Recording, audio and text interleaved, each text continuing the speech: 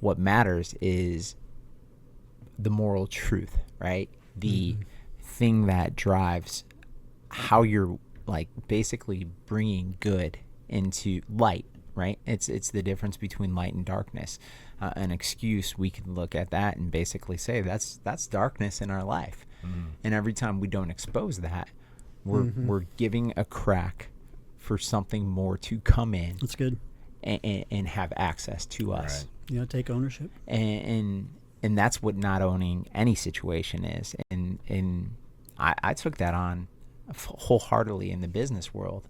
And at first, I was afraid because you have political stances, you have people, jockeying for position that want to overtake others. But at some point, you have to say the things. And you find out it becomes more respectable to speak the right ways. I mean, there's right place, right time, which you always should adhere to, but you gotta, I mean, if you don't have a good moral compass, it catches up to you. And I've seen it eat people up like crazy. And some of the best people we know, I mean, we've seen it recently. There's some people we truly love, right? Right. Yeah.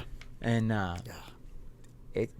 it's how I could chase another squirrel right now, and I'd probably leave it right there. But I was listening to, I drove 16 hours home the other day, and I was listening to another podcast about somebody who is trapped in a lie. And but that's what we're living in when we're basically making excuses, is trapping ourselves in a lie that gives access to other things to creep in.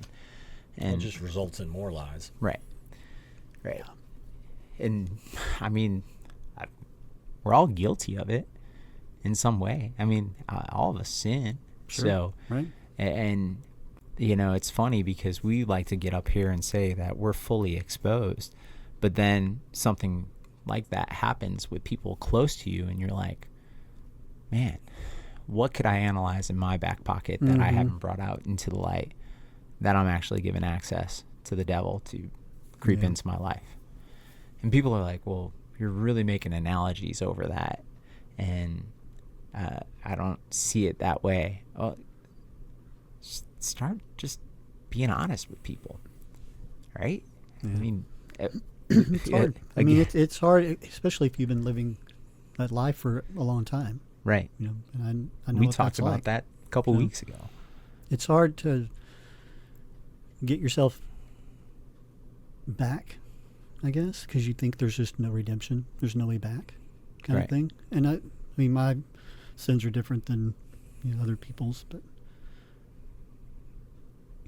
the addiction part, it was. I mean, that is a sin because you're giving that control and power over you, and so it's hard.